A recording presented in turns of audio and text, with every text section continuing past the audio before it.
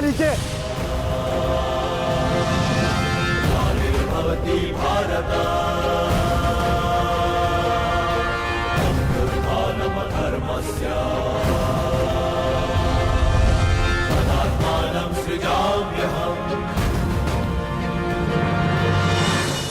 युवराज, मेरी रक्षा करो, मैं दोस्त हूँ, कायर हूँ मैं, क्षमा चाहता हूँ, मेरी रक्षा करो।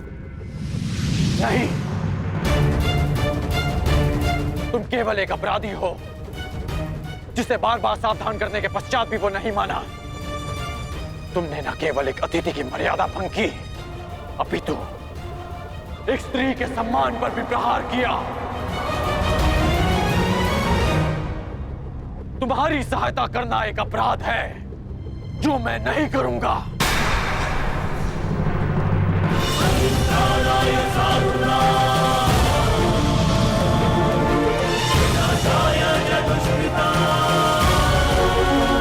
वासुदेव, क्षमा करना।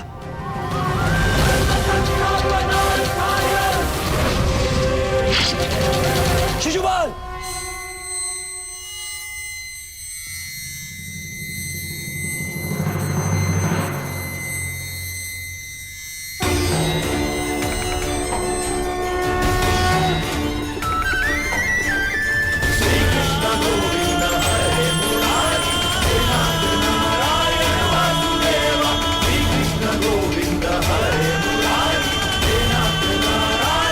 यही तुम्हारे पापों और अपराधों का अंत है, और तुम्हारे दुखों से तुम्हारी मुक्ति भी।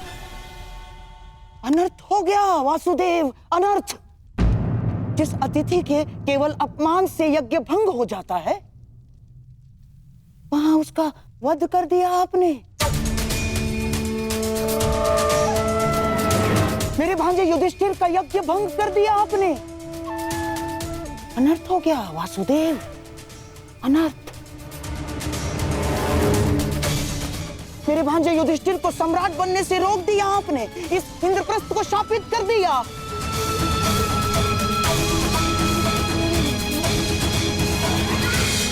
मामा श्री उचित कह रहे हैं। ये यज्ञ भंग हो गया। नहीं दुर्योधन, प्रथम अतिथि ने अतिथि का वध नहीं किया।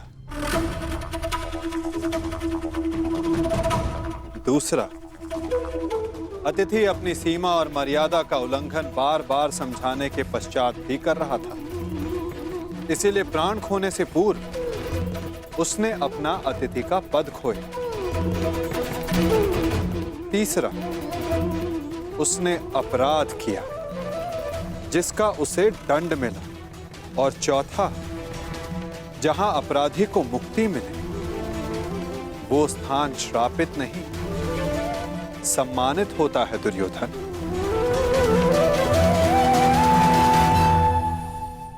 विश्वास ना हो तो अपने मित्र अंगराज से पूछ लो। वासुदेव ठीक कह रहे हैं मित्र।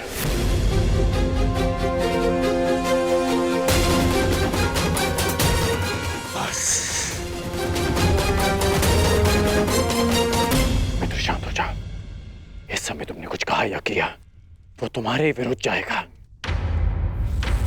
मित्र, तुम हस्तिनापुर के प्रतिनिधि हो। तुम्हारी एक भूल हस्तिनापुर का गौरव सदा के लिए नष्ट कर देगी। शांत हो जाओ मित्र। नहीं! मैं शांत नहीं रहूंगा। यहाँ एक अतिथि की मर्यादा को भंग किया गया है। अब मैं इस स्थल पर एक क्षण नहीं रुकूंगा।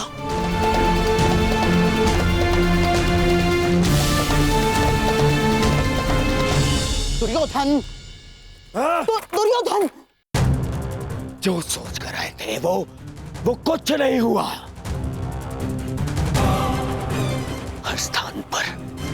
हर स्थान पर हमें छलने के लिए प्रयोजन किए गए। मुझे तो ये समझ में नहीं आता कि हम यहाँ आए हैं क्यों थे। चलिए मामा श्री। मित्र, मित्र, मामा जी, इसे कहिए कि मेरे सामने ना आए। मित्र कहता है मुझे न्याय की बात कहकर उसी की बात का विरोध करता है ये। मैं तुम्हारा विरोध नहीं कर रहा हूं मित्र। मित्र, मेरी बात समझने की कोशिश कर। बस कांड, अब एक और शब्द नहीं।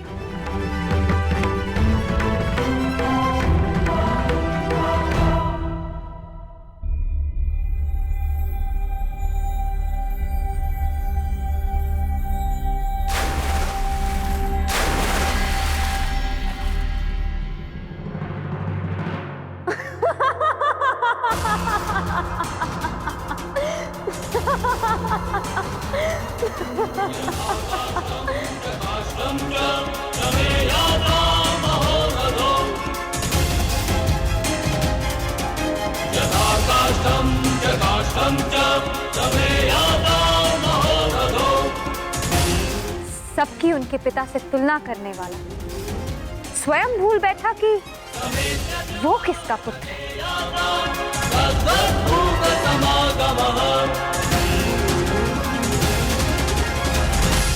अंधे का पुत्र अंधा।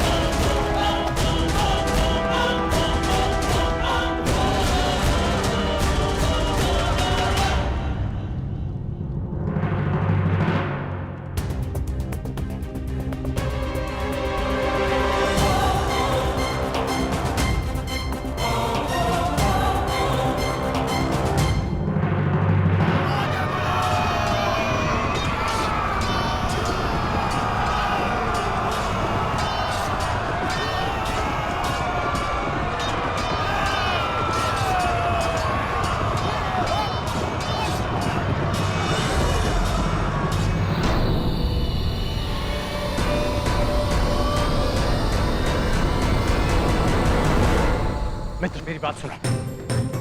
मित्र, मेरी बात सुनो।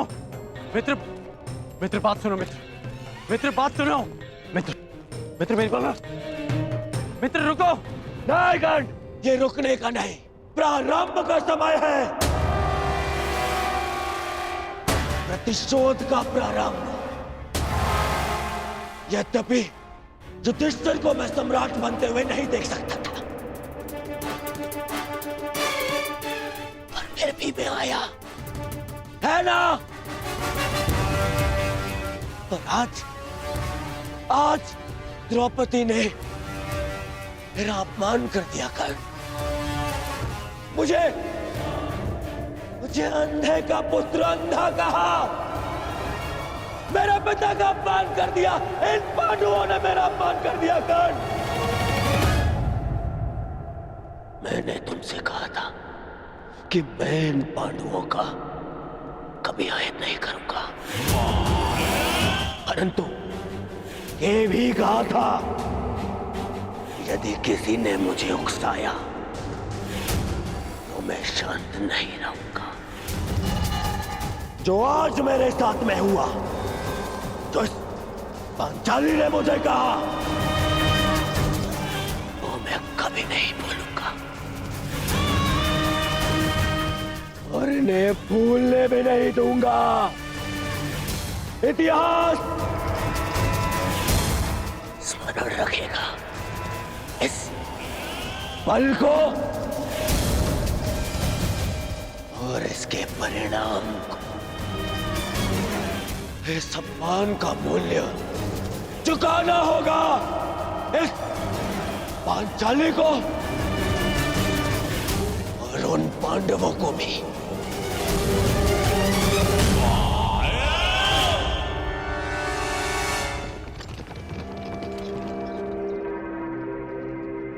अंगराज,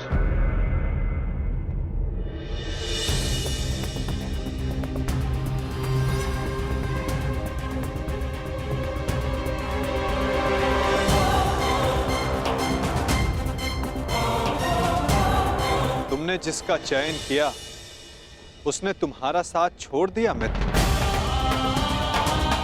अब भी समय है, अंतिम अवसर है, उचित चयन कर लो मित्र।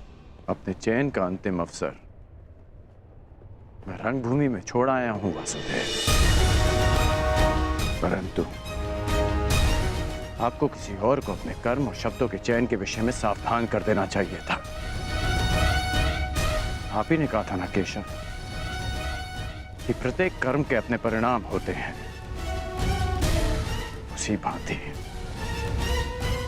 मुख से निकले प्रत्येक शब्द के भी अपने परिणाम होते हैं।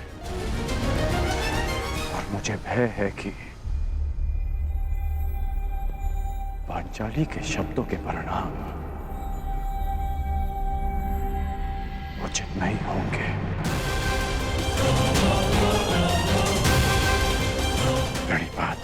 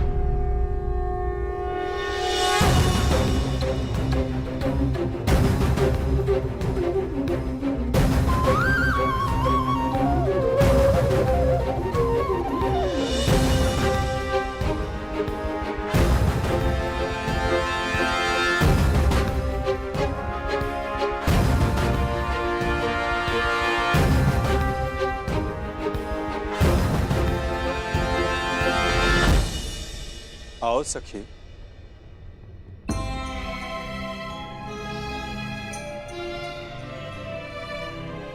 बिना मुझे देखे, बिना कुछ सुने आपने मुझे कैसे पहचान लिया सखा?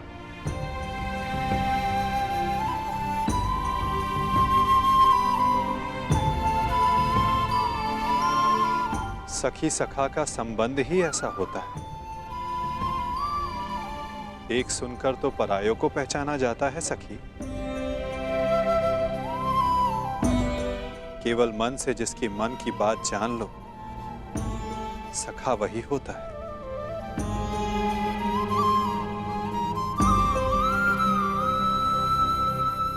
सखा, सखा आपके हाथ से तो अभी तक रक्त बह रहा है।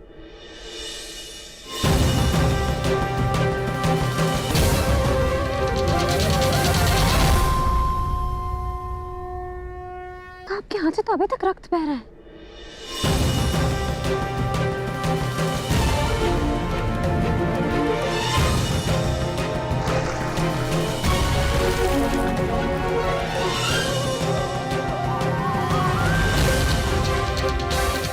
हाँ सखी, कुछ घाव सरलता से नहीं भरते हैं।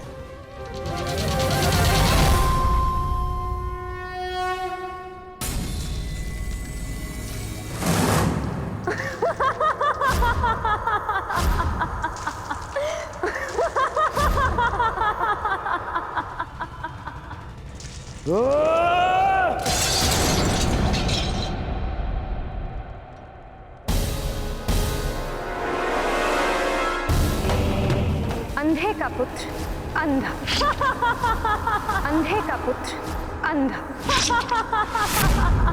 अंधे का पुत्र अंधा, अंधे का पुत्र अंधा।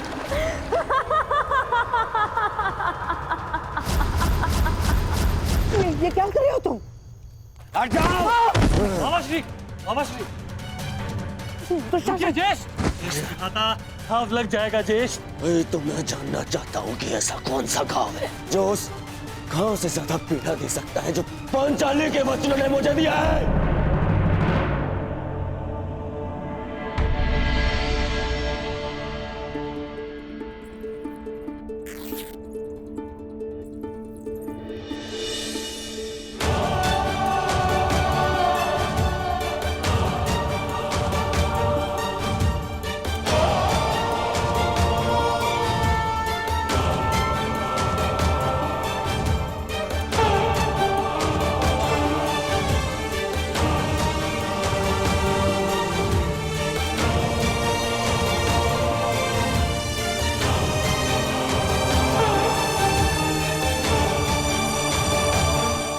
मैं जानती हूँ सखा कि आपने शिशुपाल का वध क्यों किया।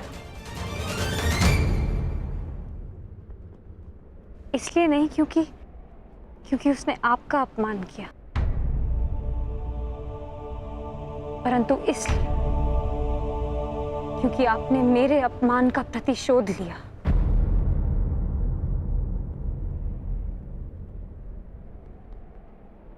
प्रतिशोध सबसे भयंकर अस्त्र है याज्ञसेनी, जो कभी ना भर जाने वाले घाव दे देता है।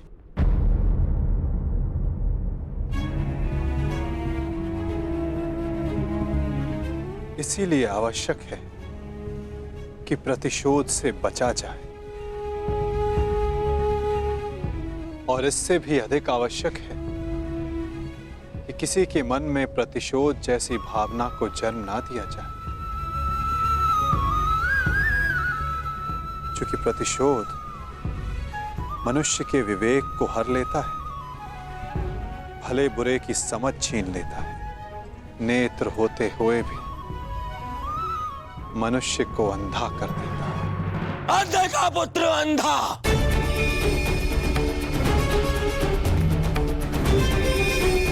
मेरे पिता का अपमान किया, मेरे,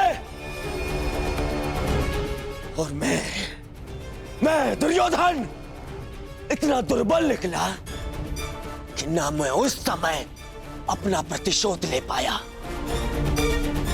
और ना अब लेने के सक्षम। मामा, मुझे प्रतिशोध चाहिए, या तो मुझे प्रतिशोध दो मामा, या मुझे विष दे दो। ये तो उस पांचाली के विद्रोह से छीनकर उसकी मुख पर सदा के लिए पीड़ा भर दो।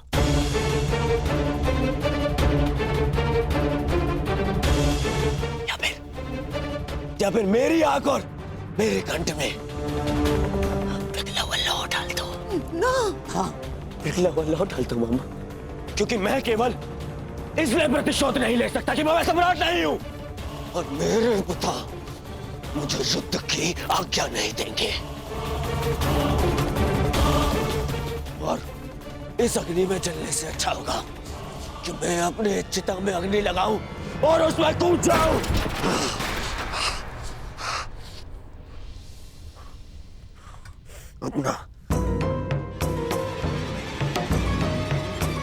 अपना कलंकित और पराजित मुख दर्पण में देखने से अच्छा है कि मैं अंधा हो जाऊं। रुकिए ज्येष्ठ, मैं आपको ये नहीं करने दूंगा। मैं अपना मानसिक संतुलन खो चुका हूं दुशासन, विक्षिप्त हो चुका हूं, क्योंकि मैं उस पद पर नहीं कि अपना प्रतिशोध ले सकूं।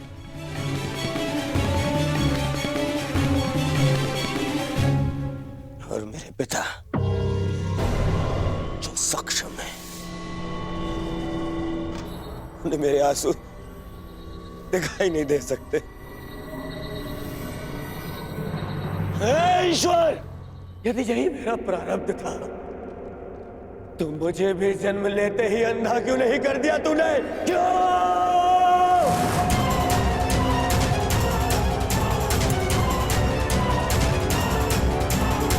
परंतु अब तेरे किए अधूरे काम को मैं पूरा करूंगा।